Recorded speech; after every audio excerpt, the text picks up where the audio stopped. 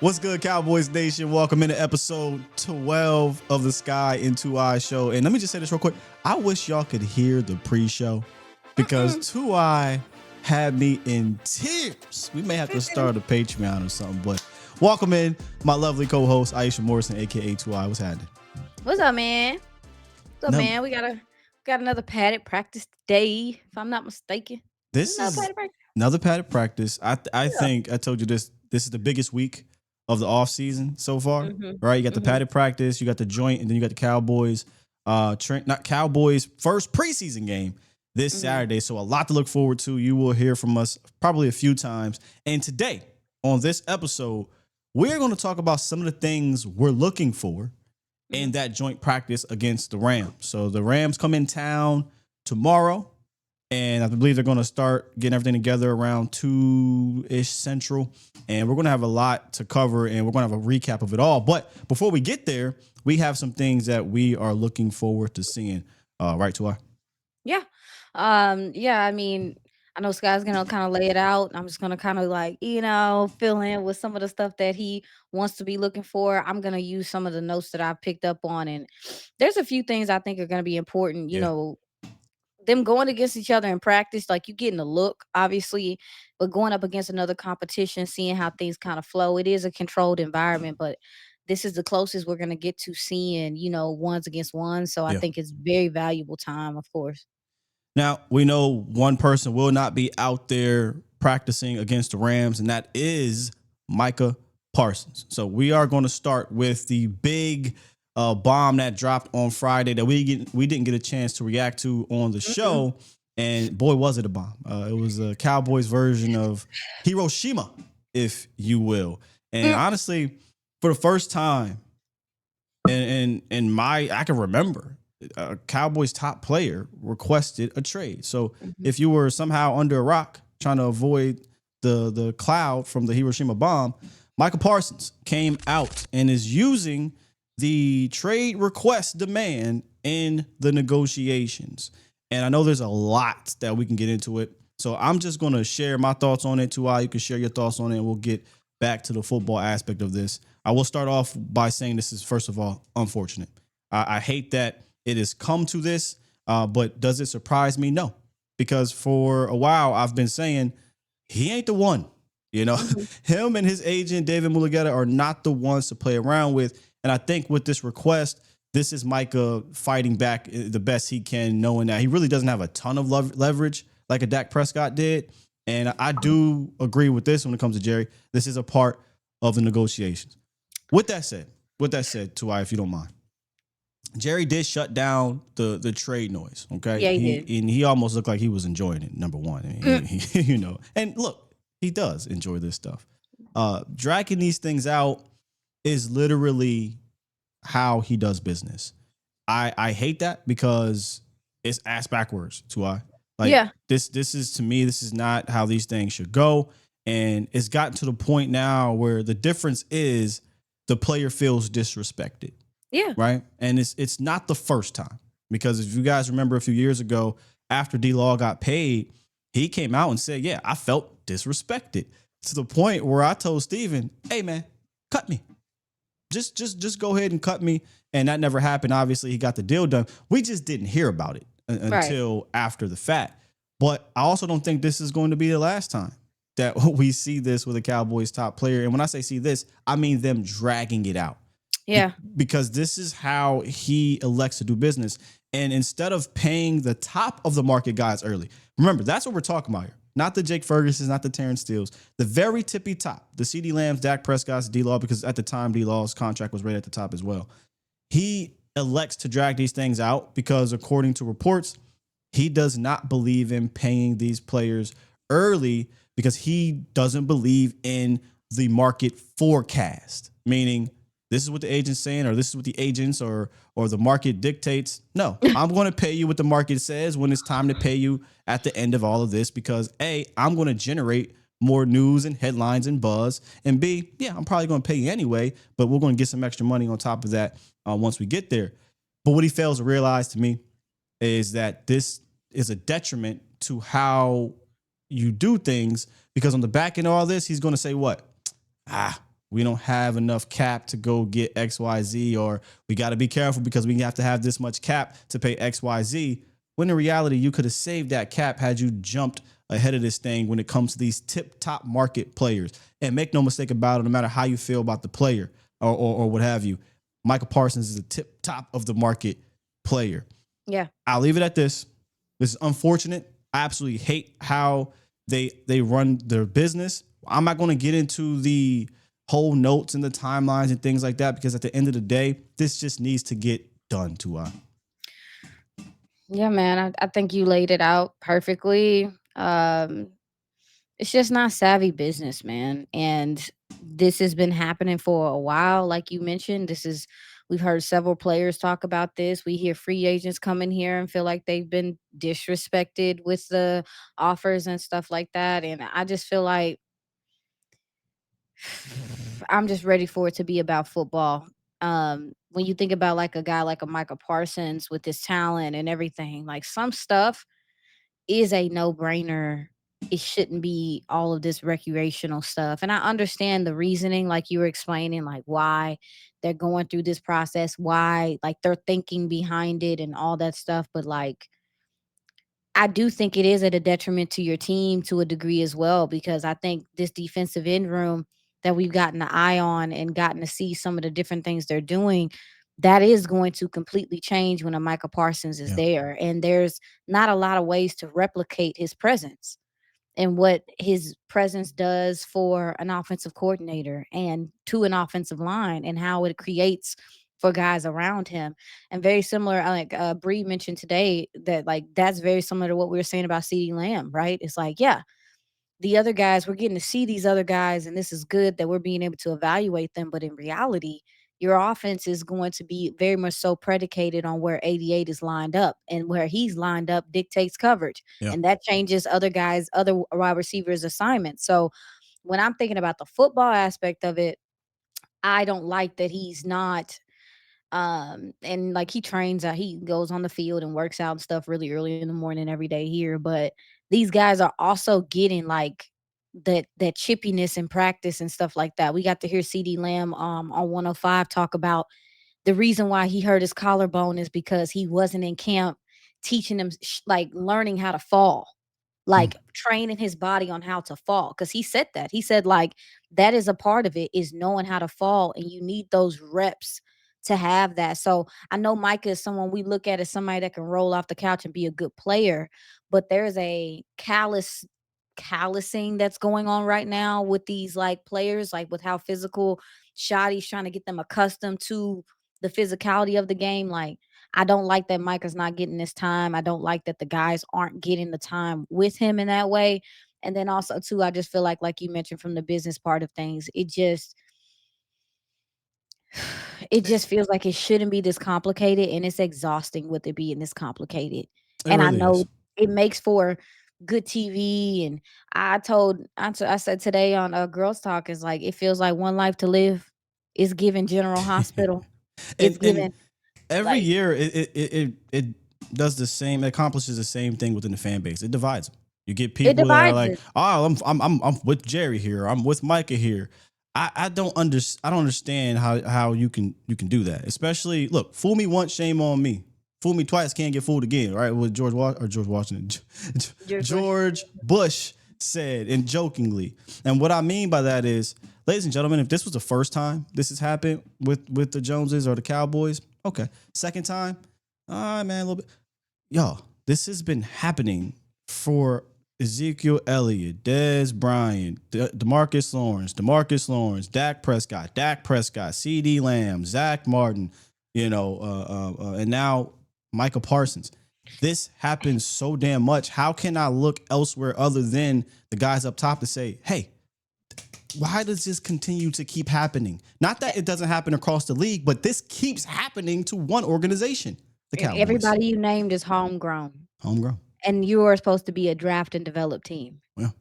So, Cowboys Nation, we're not going to stay on this for the whole entire show, but feel free to drop your comments in the chat. I know there's going to be people that are like, I'm with Micah and I'm with Jerry. By the way, for the record, I am definitely, if you want to ask me who I'm with and all that stuff, I do not support the way the Joneses handle these operations, point blank, period. So if you want to say, oh, your team, I could call it what the hell you want. But I'm team anybody that has to continue to get dragged all the way through August every single year at the top of the market. I'm with them in that this is unnecessary and it should not Mhm. ever get to this point when you got a player of the caliber of Micah Parsons, period. So you can Yeah. put me wherever the hell you want me to put me. But go ahead, drop your thoughts in the chat, and we're gonna leave it at that. Bars, bars, a little bit. Just saying. All right, Cowboys got some football things happening on the practice field today, as well as with the Rams going on. And you had your notes from the other day, so you can obviously add in some of your thoughts from what you've seen over the last two practices. But I'm going to give some of what I'm looking for, and Okay. I feel like I have to start with the trenches when the Mhm. Cowboys are going up against the Rams, man, because the Rams defensive line is really damn. They did a fantastic job rebuilding that defensive line once Aaron Donald retired. And the Cowboys are in the middle of rebuilding their offensive line. Now they're going to be without a couple of players, but I still do believe that that trench fight or that trench battle is going to be important for the Cowboys standpoint because hey, we may have to see the backup left tackle start week one. We may have to see, depending on Tyler Smith, if he plays in the preseason or not, whoever offensive guard two, right, left guard two is going to be, and just in general, seeing these depth pieces kind of battle, and of course your rookie Tyler Mhm. Booker going up Mhm. against this phenomenal defensive line that the Rams are building over there with Jared Verse and Brandon Fisk, et cetera, et cetera. The Vanderbilt kid, I believe he went to Vanderbilt, but it's a really good D line. So I'm looking at this O line in general, going up this D line and seeing if the run game they're doing some of the things that they had success with at practice, some of the different variations of runs, and then in the pass game, can anybody block up Jared Verse consistently? Yeah. No, I agree that it's very important for us to see. I will say that the offensive line depth is something that is shown up well in these practices. I think I just right now, given what's going on, it's hard to give them a lot of credit. However, I will say that I think that some of the veterans that they brought in here, a Sadiq Charles, Adeniji, like these guys that they have brought in here. Obviously, Leo Collins, we'll get to him. He's another guy that they have brought in. Like I think some of the veterans that they brought in this room kind of steady the room. They're using Sadiq as kind of like that tight end guy. They're using this jumbo package often, and I think that's something where I'm gonna be looking for Mm, too. One thing I will say about this offensive line that I do like, they're not bringing a lot of help to these tackles. trust them. They may have the running backs kinda slip in there, like Lipke, what they'll do, they'll have him lined up, in the backfield. They might fake it to him and he kinda slips, chips a little bit, and then gets out into the flats or whatever the case may be, but they're not designating tight ends to have to help these guys, and I think that's a big deal because Dallas has some nice pass rushers of their own, so they're gonna get tested with, having to pick up on other people's tendencies and stuff like that. Also too, Sky, with how much motion and stuff that's happening, this offensive line's communication and their steadiness needs to be good. You don't want a whole bunch of penalties Yeah, slowing down your stuff because there are more shifts than we've ever seen. There are more motions than we've ever seen. So how do they do, going up against another team and just kind of getting that rhythm and stuff? I will say I think this offensive line is moving as like a unit for real. But you mentioned that pass rush for the Rams. They had 31 sacks on the year last year. They're able to get interior pressure and edge pressure. They might bring a couple twists sometimes as well. I think Kobe Turner is a guy that his size and length can be a problem for some of yeah. your Kobe interior Turner, plays. Wake Forest, not Vanderbilt. That's the Yeah, kid I was Kobe talking about. Turner. Yeah. Yeah, and so for me, I agree with you. That I'm really going to be looking for how this offensive line that we've seen use the duo combo blocks and stuff like that, and really be able to kind of move some of these defensive tackles for the Cowboys and stuff. How do they fare against the Rams defensive line that can really get after it as well? Usually in these type of things, there's always a fight or something that happens. And the Cowboys recently signed somebody that would not shock me if he is in the middle of all this. Lyle Collins, you got a chance Hmm. to get a look at Lyle, Hmm. who was brought back, had a good workout, and the Cowboys decided to sign him. Yeah, I mean, you can see why, like, I go to the other side of the field and I just kind of look at what drills they're running and stuff like that. And then Connor Riley's on the field, Clayton Adamson's on the field. These guys are getting phenomenal coaching. Just to hear it, I got to see him go through drills. He looks lean. He looks in shape. From my understanding, he's been working with Duke pretty much the whole time that he's been, away from a team. So I'm not surprised that his workout went well because he looks in shape. And that was something that would lay out that kind of was iffy back in the day, but he looks very Yeah, focused and in shape. And one thing that he did say is that he wants to kind of make sure that the young guys that are in here, there isn't a Tyrant in here anymore. There isn't a Zach in here anymore, but he is another guy that was a part of some of those offensive lines. So he wants to echo that standard that was here before amongst like these young guys that are coming in. Cause I do think Dallas is building something on this O line. I do. oh I for think sure. especially with the interior, they're trying to put together the guys of the future. They're trying to have longevity. And so I think he's also doing some good mentoring as But well. four of the five guys are all 25 and younger, right? I Yeah. mean, Yeah. this is the new. They're replicating what they try, or they're trying to replicate what they did when they drafted Tyron Smith back in 2011. They want Tyron Mhm, Smith, and 2 years later they want Frederick, and the very next year Zach Martin, and that was the core. They doing it all mhm, over again with Tyler Smith. Then 2 years later they take Tyler Guyton. Then the very next year they take Tyler Booker. So mhm. they're trying to replicate that same thing. And, if Guyton, who can come back and find some momentum, I think they got something special here where they can build. One more thing before we go, I wanted to mention Cooper Beebe. Got to listen to a little bit of his interview with the fan, and it was cool to hear him talk about how he has gained, how much confidence he's gained in his checks and his declarations and all that stuff, and how the game is coming easier for him now and connecting with Dak. Definitely want to see how he handles that interior defensive line um for the Rams because they do, like I said, they do some last minute shifts and stuff like that, and how he's able to really control, you know, Yeah. like he move, they move, So I'm looking for him as well. So go ahead. I want to stay in the trenches and flip it on the other side because, again, if I'm looking for what this offensive line can do against their D line, I'm looking for what this interior defensive line can do. Now, don't get me wrong. I'm definitely, want to see the pass rush. I just feel like the pass rush is going to be good anyway, right? I feel good about Izarako. I feel good about a healthy Sam. I know there's some question marks about Sam coming back with his health or whatever. Dante Fowler, if Hmm. Micah's still here, I feel good about the pass rush in general. The interior, I do think there are way more question marks. Hmm. And I feel like we need to start getting these answers. And against each other is fine, but against the ops is even better. And it Hmm. starts against the Rams. So the three guys I'm looking at, it's not even Solomon Thomas involved. I think I know what Solomon Thomas is, as a Hmm. veteran guy. So, and definitely in this system or with this defensive line coach, Mozzie Smith, Jay Toia, and Perrion Winfrey. I feel like these three guys are in a real battle to be that kind of early down guy. And even though Winfrey isn't necessarily a true run stoppy type of defensive tackle in the sense of, hey man, 315, 330. He is, though, what I think Flus looks for with the size, the length, I mean, at 6'4 plus roughly 290 plus. I think it's 295 ish or what have you. So I think for what they Hmm. want to do against the run in this scheme, maybe he can be that guy next to Osa when they need him to be. So I feel like these three guys, this is going to be an important practice. So I'm looking at Mozzie, Toia, and Winfrey. Yeah, no, I mean, just the interior defensive line, period. That's something that I've tried to focus a lot on last week. Another gentleman is Basote, Akeem Basote, Yeah, the yeah. the Draft defensive pick. tackle. Yeah. Yeah, yeah, the defensive tackle that they drafted out of Maryland. He's another guy that he had a couple flashes during practice where I was like, "Oh, okay, run stopping." Like just being able to stack, shed, get off, like they didn't give up much on the ground on Saturday, really. You mentioned the defensive tackles. I want to see how the defensive tackles work in tandem with the linebackers. Now, got to pay attention to the linebackers, and there's a lot of different combinations going on. I think obviously Shamar James is getting a little bit more burn.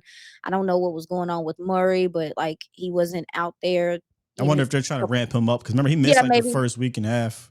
Yeah, maybe they're just kind of ramping him up and being it's like slow playing him, but we're seeing different combinations of like sometimes you'll see Sanborn as the Mike, um, Marist as the weak side, and then they have Shamar as the strong, or they'll switch it and they just keep trying to finagle it. Also, too, they're lining up in some dime where they're having a Well, linebacker. I've seen Sanborn and Marquise Bell next to each other. before you Go move ahead, on bro. to linebackers, I want you to stay there real quick because you're saying something to me that got me thinking. I wonder. I mean, yeah, obviously they're trying to figure things out. I wonder if it's because they just think about this new staff doesn't have a mic they've worked with. Just haven't. Now I get that Sanborn, who's my guy, I think would be the mic. He did play some mic in Chicago, but Maris Leofau wasn't with this staff, so they're trying to figure him out. Murray wasn't with this staff, so they're trying to figure him out. Sanborn wasn't with this collective of players, so they're Mhm, trying to figure him out. So mhm. I do wonder if this is going to continue all throughout camp with, hey man, we're going to be throwing mismatched guys in here to figure out who's going to be the guys for 17 weeks. Yeah, but that's also something that Flus does. He's trying to get linebackers on the field. He values the linebacker position, so he's going to find different ways to try to reinforce that. And also, too, you're going to need your linebackers when you have some guys that are a bit undersized or however the case may be on your defensive line. So, what I'm looking for also is how the defensive tackles and the linebackers work in tandem, how they play off of each other. Um, I think the safeties have done a great job coming up and fill in the run. So the run game is going to be a collective effort. It's all Yes. obviously something that we are. I'm not worried about this team pass rushing. I'm just not. Me I'm neither. sorry. I don't care about that. We know they can do that. I care about them being able to stop the run and to come up and play their assignments. And from so far, it does feel like they are being able to get some penetration, put a dent in the offensive line, and guys are being able to kind of sneak back there. So for me, linebackers, defensive tackles that you mentioned, every single one of them in tandem, how do they work together, play off of each other, and are they reading their keys correctly is That important to me. no, I think that's great because you mentioned it. It's going to be a team effort here, and so did I believe it was Flus team effort. But if Yeah. those interior guys don't do their job, it's just going to make it harder on the linebackers, and you would hate to see that. Yeah, Mariston, Sanborn, I think are two guys that we can expect to see a lot. And then maybe they'll be rotating guys in and out of there and trying to figure out how they want things to fit. But you expect to see multiple linebacker packages, man, for real. I do wonder if Murray might have got Wally pipped, even though he wasn't hurt. Because I think Murray and Sanborn were the guys, right? Going in from OCAs, going into camp, then Murray dipped for a little bit. And Maris said, hey, man, life must go on.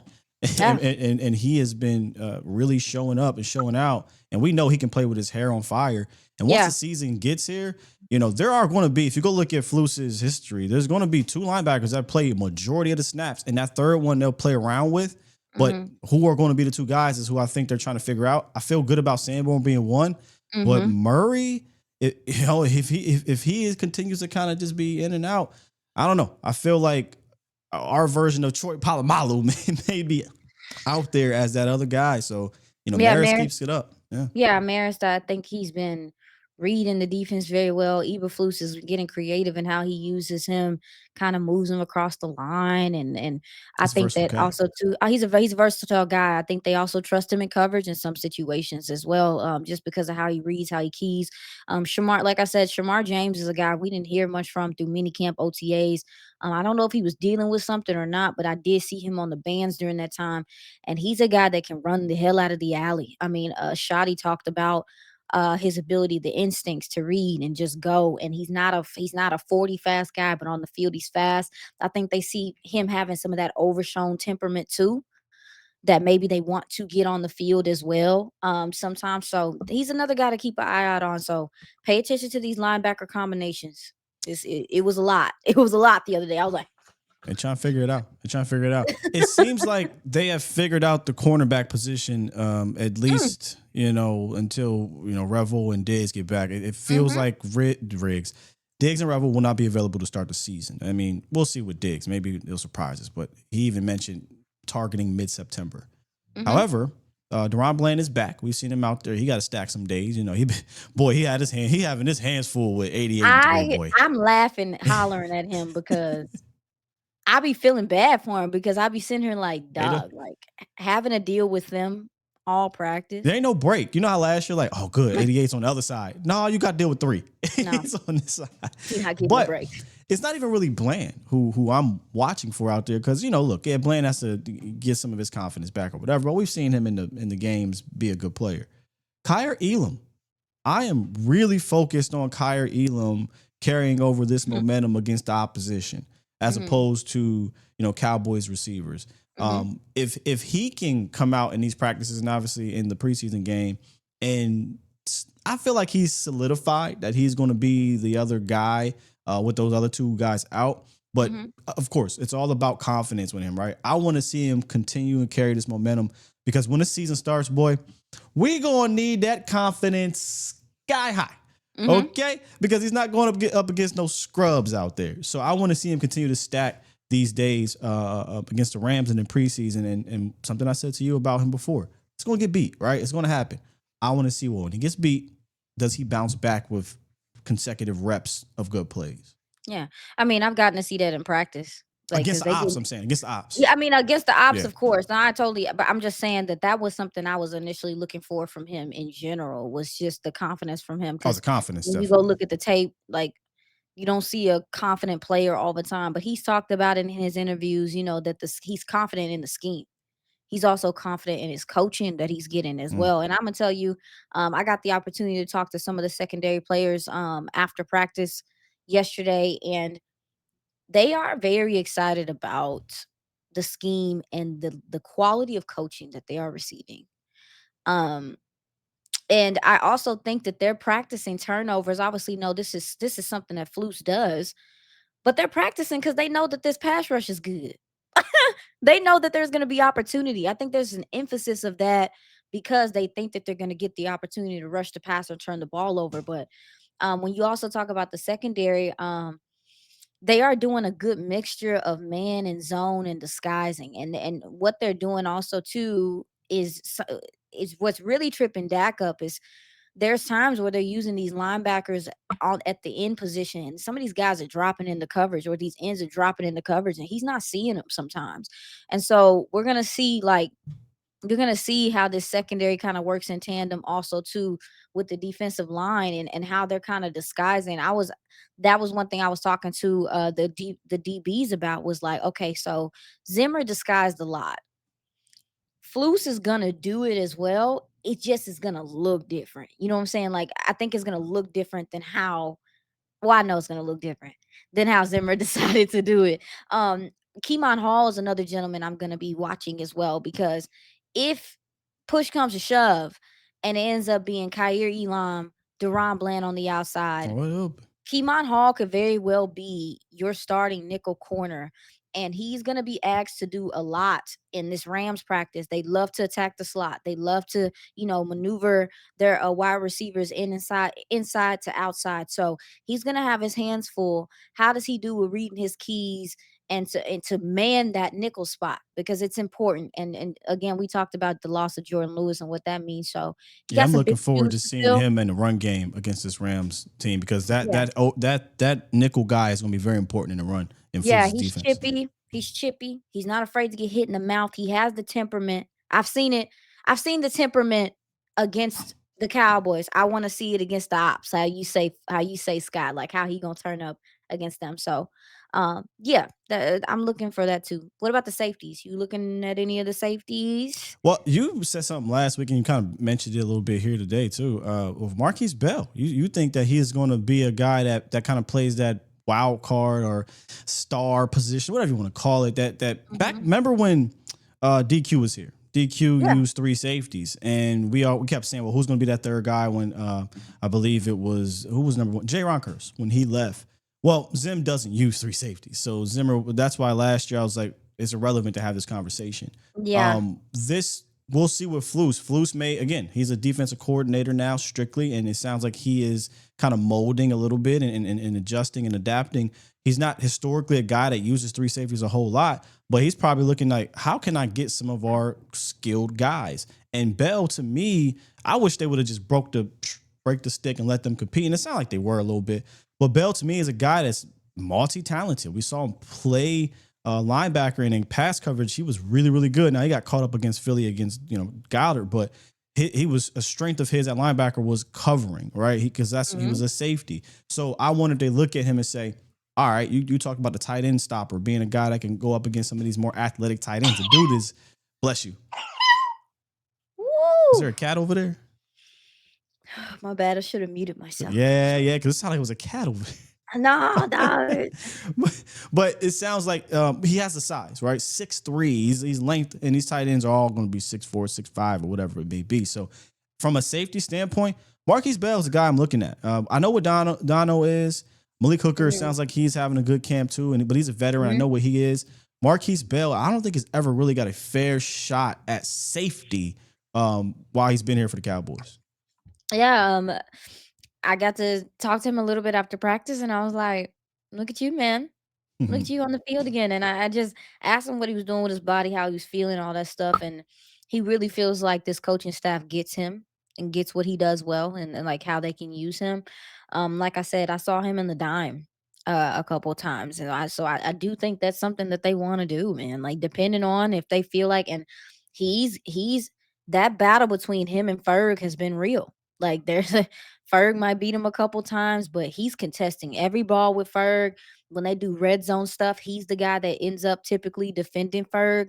So I think that that's kind of the vision they have for him, and I'm glad that they have it because I felt like it was really weird to see him go from being on the field every play almost when he was a linebacker, and then all of a sudden we just don't see him anymore. Another Yeah. gentleman, Elijah Clark, safety out of Syracuse. He had a pick six Saturday, and he had another nice PBU as well. Like this safety room is so weird because I feel like 4 years ago we was stressed about safety, and now it's just like depth on depth on depth on depth. I don't know what's gonna happen with Wanye Thomas. I don't know what his timeline is like yet. I see him walking around and bouncing around and Oh, stuff, you mean but for practice? I thought you meant yeah, like for practice. in Well, I'm general. I'm like, saying that, man, like, he they were using him as well because he is, like, versatile. rangy I rangy and love Wanye's versatile, and game, man. I do believe that Eberflus is gonna try different combinations of guys, like, to for different situations, so you need to be ready and you need to be prepared in this defense, in this secondary. Yeah, yeah. It Mhm. seems like they're trying to figure it all out, and on this defense because they have to once they get to the season, there's going to be no figuring it out. There's going to be their starters and there's going to be some of their role players, and that's who they're going to roll with unless there's injuries. So, that's the difference when you have a staff that's been here and with these players and a new staff. They're trying to figure out these guys they've never dealt with and How does somewhere Izzy else deal going. with, oh, I'm sorry, I didn't mean to cut you off. You good? I apologize, I apologize, I apologize. You good? Um, is Israel Mukwamu also too, man? Like he's the star. He's if it's Elam, it's Izzy, Elam, and then it's Deron Bland in the slot. That's what I figuring it it out. looks like. So we also need to look at how Israel Mukwamu. This is big for him. This is a big moment for him. Returning back to his original position at corner and having to face up against either a Puka Nakua or a Devontae Adams or a Tutu Atwell. This will give us like an idea of what type of matchups he does better with. Is he not as well against the shifty Tutu Atwells or like, you know what I'm saying? Like that, I think Izzy is somebody that's important that we need to be paying attention to too. Everybody back there, they trying to figure it on out. All right, this last, I don't call it battle, but this last thing that I'm looking for here in this camp, or I'm sorry, in this joint practice with the Rams is this wide receiver battle. Mm, I'm on record talking about mm. the top two. I think obviously CD Lamb and George Pickens, they're going to hawk this target share. But now, as things are unfolding in camp, I'm like, Mhm. okay, you got CD Lamb, you got George Pickens, you got Jake Ferguson. They're going to, but then I feel like Kavontae Turpin is now going to be that other guy. And I don't always want to just put him in the receiver room because I feel like he's going to do a lot of backfield things too. So when it comes to touches and things, I feel like then it'll be Turp. But Mhm. after that, the traditional wide receiver 3 battle with Mingo and Tolbert and Holden, that is a battle, folks. And right Facts. now, Mingo is obviously grabbing a hold of this thing. He's showing that physicality. He's making some grabs. His confidence. He talked about how he's feeling more confident. And I said this going into it in my state of the unit.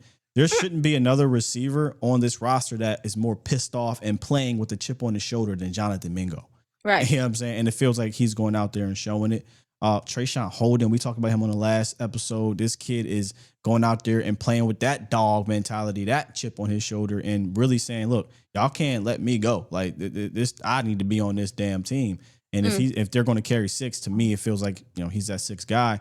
And then there's Tolbert, kind of the old, reliable, young vet per se, who isn't having a loud camp by any means. He's not having a bad camp, but he's not having a loud one either. It's more quiet.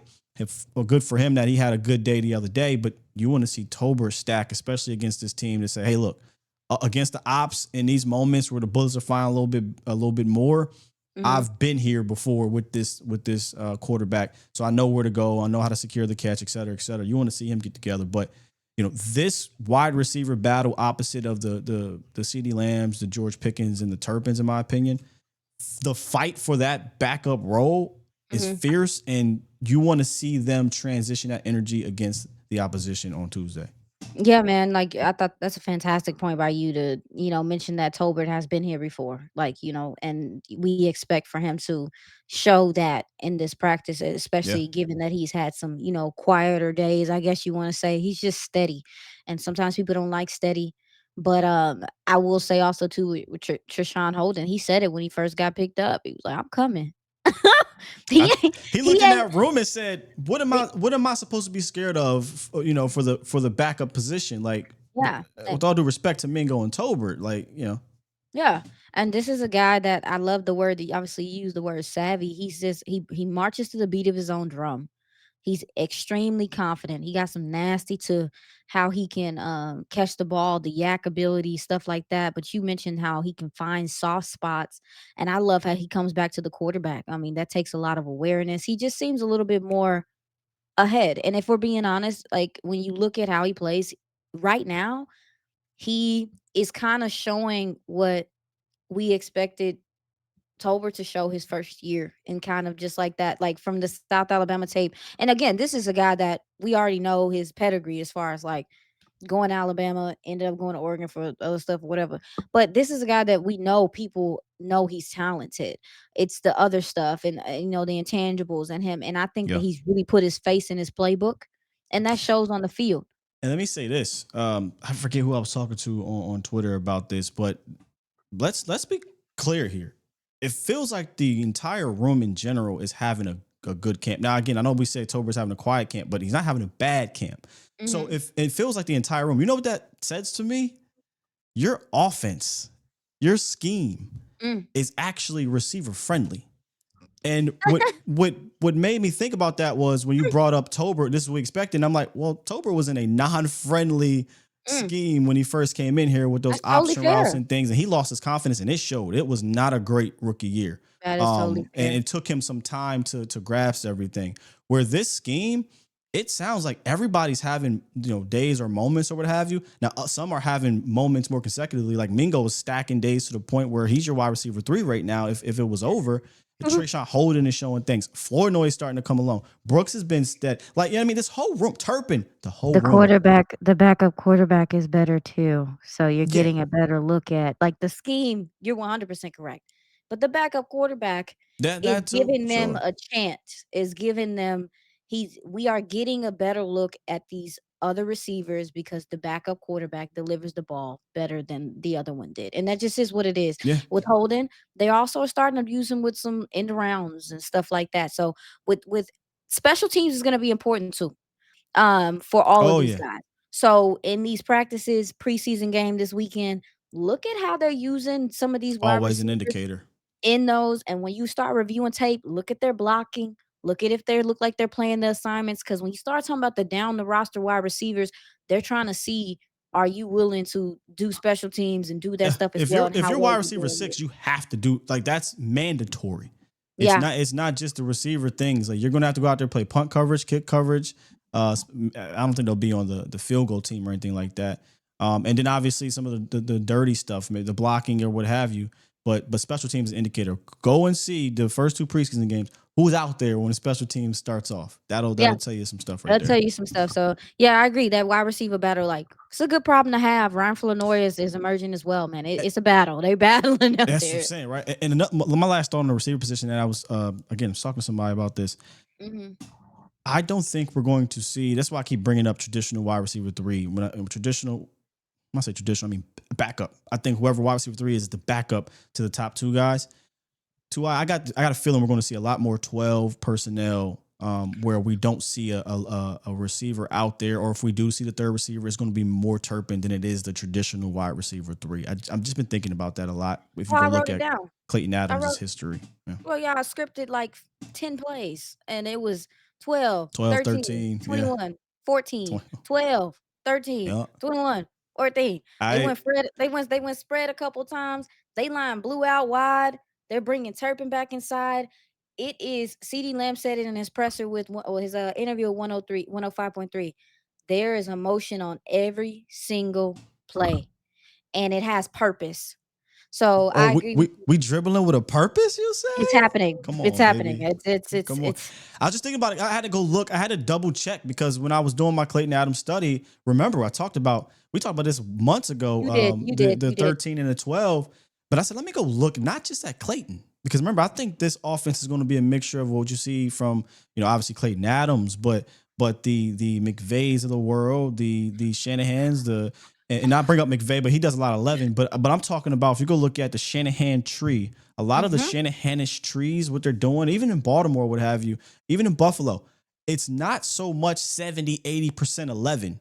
You'll see them do a good. You look at, again, I believe it was Arizona was a top 10 team in 12 personnel. Mhm. Baltimore was a top 5 team. San Francisco at one point when they were top tier in playoffs. Who else are we talking about here? I think Minnesota was somewhere around there. Dallas, the last few years, ranked at the bottom. I think Mhm. that's going to flip. So I feel like tight end 2 is going to be more, and tight end 2 and Hunter Lipke is going to be more frequently used and featured Right. than wide receiver 3, not in a traditional standpoint. If that makes sense. I 100% agree, man. That's and then I know we're not gonna get into it much, but the running backs, some of these guys that are kind of starting to stand out a little bit, Jadon Blue, Mafa, those guys, we're gonna get a better look at them on Hey, the I ain't gonna ground lie. too. Mafa and Blue is who I want to see tomorrow. Look, no offense to you, Miles Sanders and Javon. I want to see Phil Mafa and Jaden Blue. That's what I want Facts, to see tomorrow. facts. I So want to see tomorrow. yeah, man, I'm football excited, man. I'm glad to Yeah, be here. I'm glad that I'll be able to get some information. But it's really what the coolest thing, and Nicole said it today, is that we're seeing Shotty's vision come to life. yeah. Like he's been talking about it, and now we're gonna see it come to life. We've been seeing it in practice. Let's see it come to life against another team, and we can really evaluate a little bit. Like, okay, he really got Man, something right there. we got preseason games in a Right, few right. days. Like I'm excited about this joint. Don't get me wrong, but boy, when that preseason that's when it hits me. Like, yo, Mm-hmm. Cowboy football's back, baby. I don't know. Listen, like I don't know if we're gonna see a Dak in preseason. I don't know what's gonna happen, but I do know that I believe that maybe some of these starters are gonna get some series later. Like New maybe not the first game, maybe later. If Shotty's keeping that same energy from wanting them to be ready, to have them kind of callous, to have them a little, you know, New staff, new coaches. Or I'm sorry, new staff, new players, new culture. Some of these players have to play in preseason for them to figure it I out. think we might see Yeah, they're gonna play. some of these guys play. So They're gonna anyway, play. let's go, Hey, Rel.